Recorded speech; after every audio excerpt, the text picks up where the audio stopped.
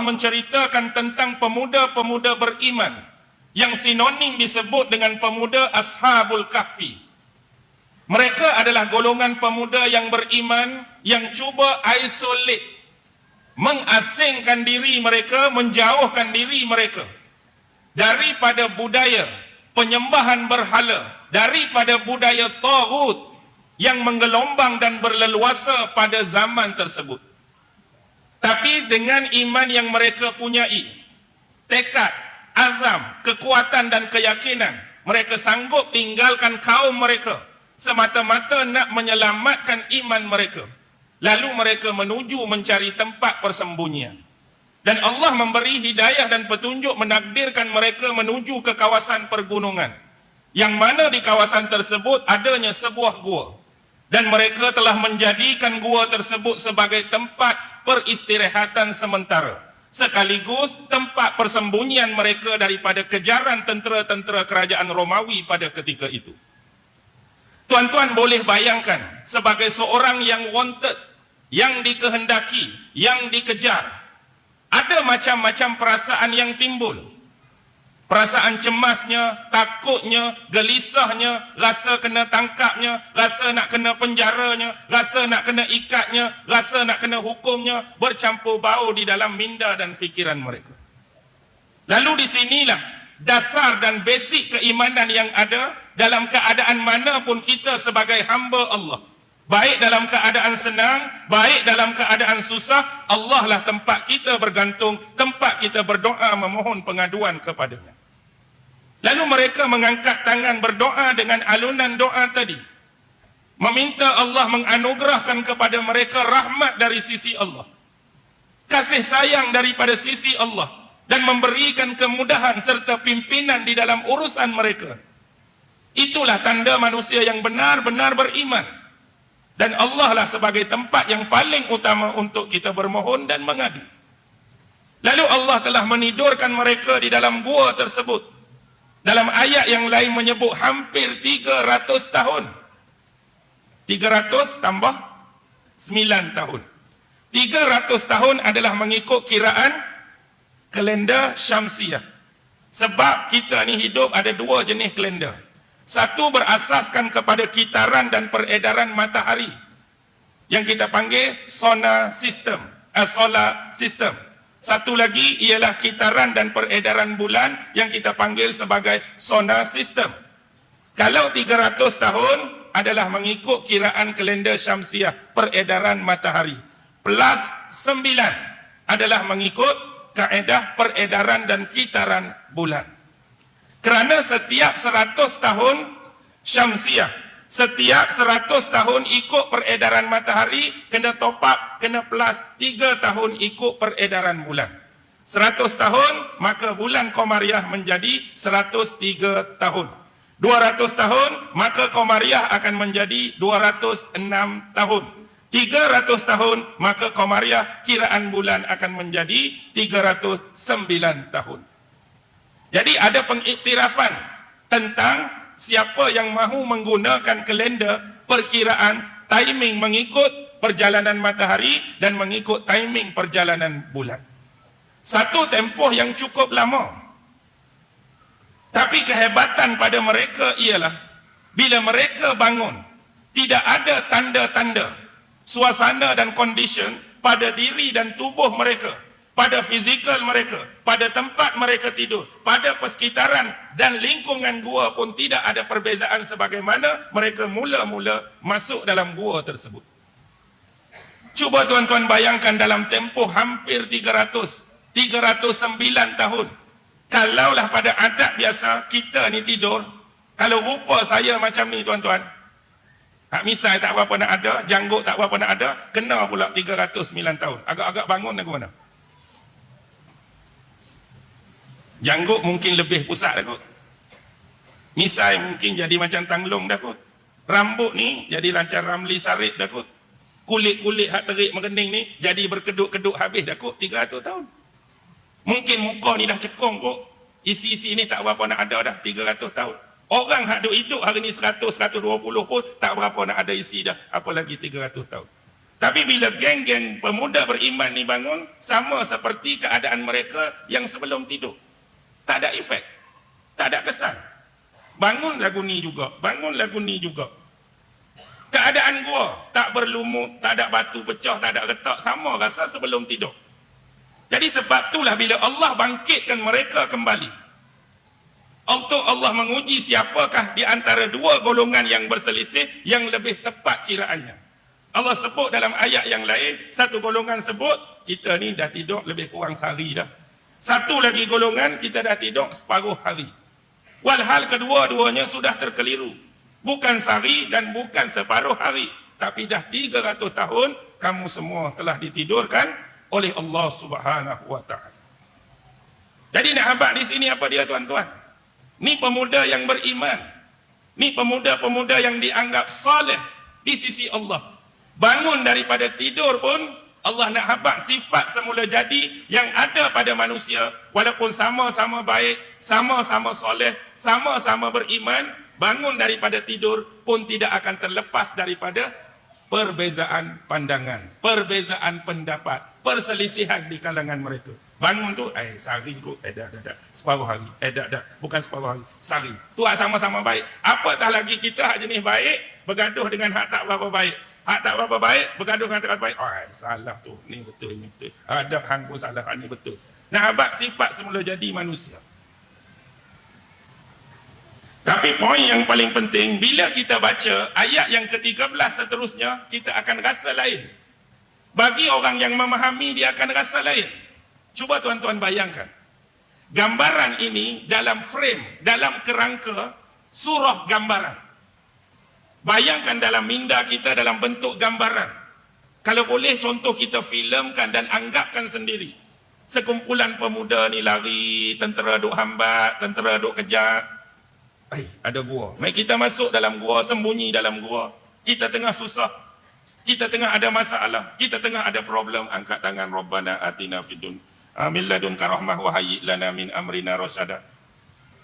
Dengan bantuan daripada Allah, rahmat daripada Allah, Allah tidurkan mereka. Dia lepuk, tidur semua. 300 tahun. Bolak balik kiri kanan. Masuk cahaya matahari, timur barat. Allah bangunkan mereka. Tiba-tiba ayat seterusnya, nahnu naqussu alaika naba'ahum bil haqq. Kami menceritakan kepadamu, kami mengkisahkan kepadamu, kami mengkhabarkan kepadamu, wahai Muhammad. Naba'ahum, cerita mereka, kisah mereka, riwayat mereka bil haq, dengan sebenar-benarnya. Tadi kita tengah syok, nak tahu apa akan jadi lepas tu, tiba-tiba dia jadi macam plot twist. Kami menceritakan kisah mereka kepadamu dengan benar. Pasal apa ayat jadi lagu ni pula? Kita akan nampak satu benda, 3 ayat sebelumnya adalah climax. 3 ayat sebelumnya adalah kemuncak kepada kehebatan, kepada keajaiban, kepada kemukjizatan tentang pemuda-pemuda yang ditidurkan oleh Allah di dalam gua. Bila sebut kemuncak, bila sebut klimaks, sedangkan ayat seterusnya datang, plot tu ditwistkan. Jadi macam Allah baru nak start balik. Allah baru nak mula balik. Faham tak? Okey. Pernah tak tuan-tuan tengok plot cerita yang bersifat non-linear? Contoh cerita Tamil. Mula-mula cerita tu, hero bergaduh dengan bos, ketua penjahat. Bergaduh punya bergaduh, tepuk tampak, sepak menyempak, flying kick, akhirnya hero berjaya tikam perut ketua pengganas, perut ketua penjahat, akhirnya kawan tu mati. Kita akan jadi awal cerita, takkan mati dah bos. Biasa bos, dalam fikiran kita mati di mana? Mati di 1 jam 50 saat. 1 jam 50 minit, 1 jam 55 minit, filem 2 jam. Tapi rupa-rupanya, lepas pada hero bunuh tu, terus pengarah plot twist kan. Dia jadi 20 tahun sebelum itu. Barulah hero tu kecil balik. Rupanya kampung dia kena samun, kena rompak, rumah semua kena bakar dekat kawan ni. Hak dia tikam tu. Keluarga dia hak perempuan dirogol, keluarga dia hak lelaki dibunuh, keluarga dia hak lelaki dibuat macam-macam. Dia seorang je selamat sebab tersembunyi di sebalik batu. Lepas tu dia start lah cerita-cerita tu. Last kali adegan hak mula-mula ni, dia akan tayang balik. Pernah tengok plot macam ni? Cerita tengah klimak, cerita tengah kemuncak, Allah, dia kembali 20 tahun kemudian.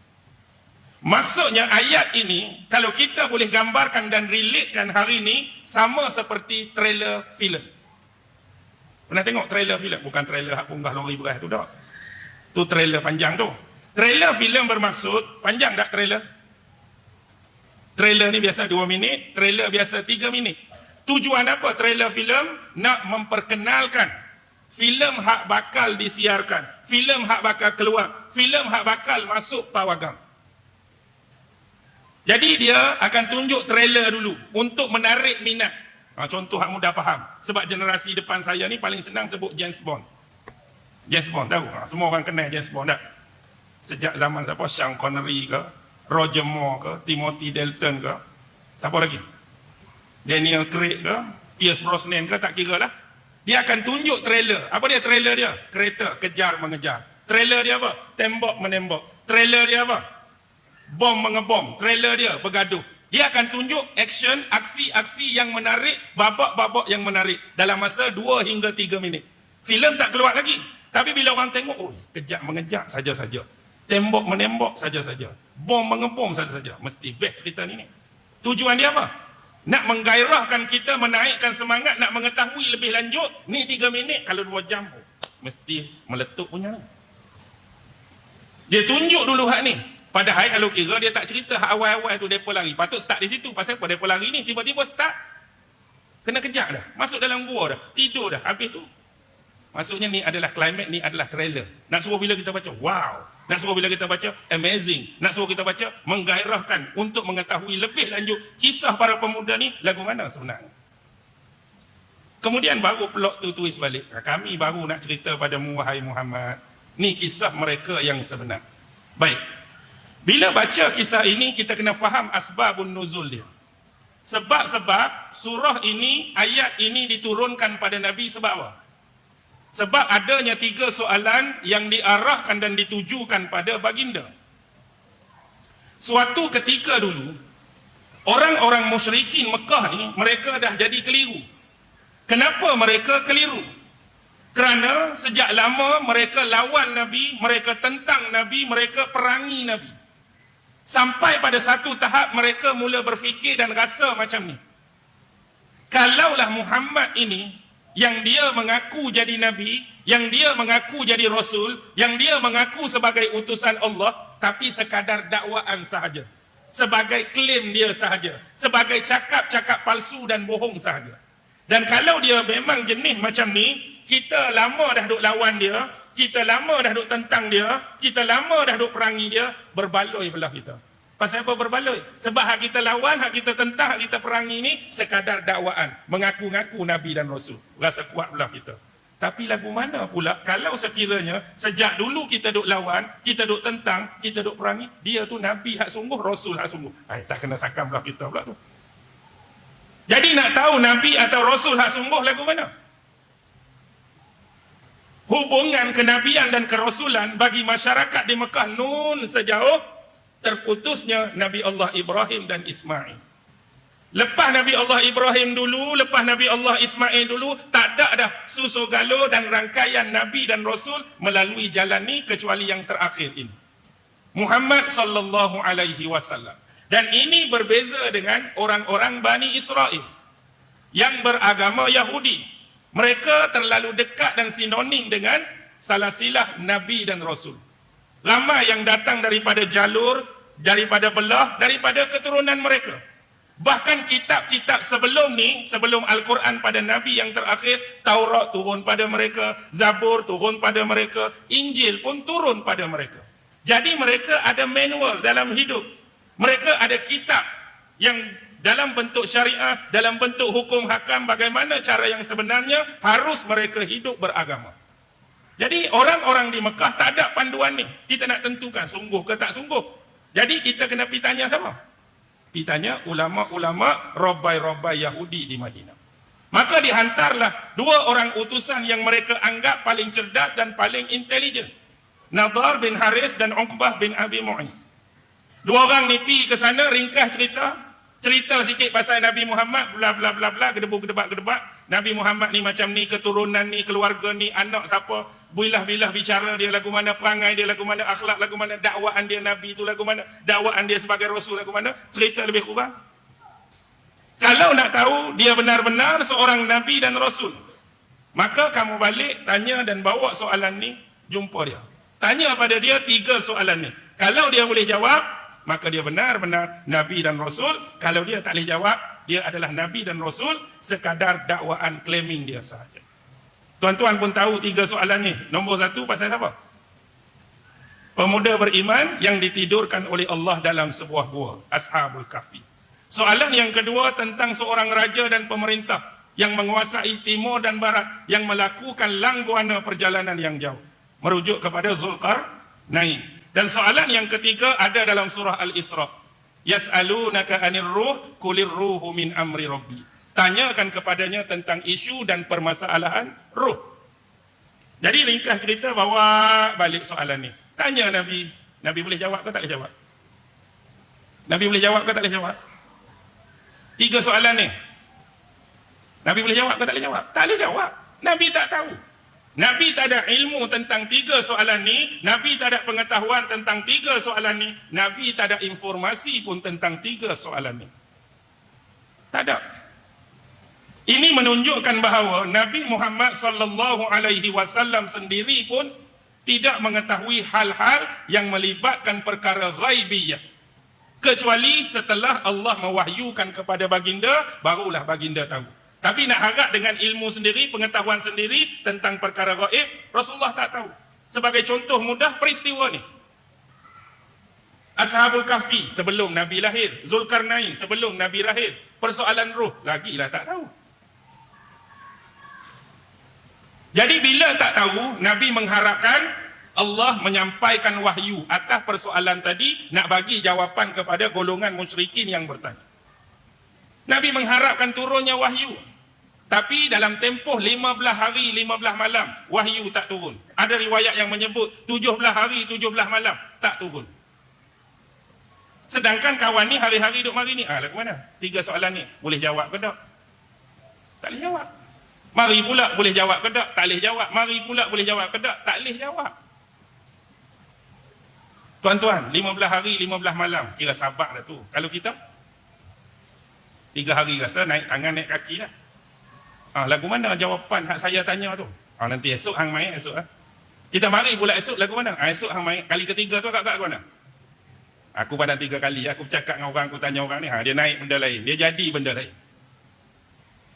Jadi antara jawapannya ialah surah Al-Kahfi dan ayat-ayat yang terkandung di dalamnya tu adalah jawapan. Dan ini adalah jawapan kepada soalan yang bertanya. Mereka tanya apa? Tentang pemuda-pemuda yang ditidurkan oleh Allah di dalam gua. Tapi kita kena ingat satu benda. Bila soalan ini ditanyakan kepada Nabi, perkara penting yang harus kita perhatikan ialah sumber dari mana soalan ini datang. Dari mana soalan ini datang? Dari rabai, dari ulama Yahudi di Madinah. Jadi bermakna, atas kemungkinan-kemungkinan, soalan ini dipersoalkan, dipertanyakan kepada Nabi, sudah pasti jawapan ada pada mereka. Mungkin kisah Ashabul Kahfi, mungkin Zulkarnain, dan mungkin persoalan ruh ni telah tercatat di dalam kitab yang pernah diturunkan kepada Nabi dan Rasul sebelum ni. Kita ambil atas beberapa kemungkinan. Kita jarang nak jumpa, kita jarang nak bertemu jenis manusia yang tanya soalan pada orang lain sedangkan dia sendiri tak ada jawapan kepada soalan yang dia soalkan. 2 campur 2. Saya tanya anda. Tapi kalau orang tanya balik, hang sendiri tu tanya orang tu, hang sendiri tanya aku ni, 2 campur 2, hang ada jawapan tak? Aku tak tahu jawapan dia, tapi aku reti tanya je. Jarang kita nak jumpa orang nak tanya soalan kat orang, dia tak ada jawapan. Kecuali dia dah ada jawapan. Walaupun tak berapa tepat, tak berapa nak betul, tapi dia ada jawapan atas soalan yang dipertanyakan. Dan bila dia nak mendengar jawapan daripada Nabi, bila dia nak mendengar jawapan daripada Nabi, dia akan jadi benchmark. Dia akan jadi penanda aras dan penilai untuk menentukan kebenaran, kesahihan atau sebaliknya. Sebagai contoh, bila saya tanya 2 campur 2, 4. Di sisi saya sudah ada jawapannya 4. Itulah dia punya benchmark, itulah dia punya penilai, itulah dia punya penanda aras. Bila orang tu jawab 5, auto saya akan cakap salah.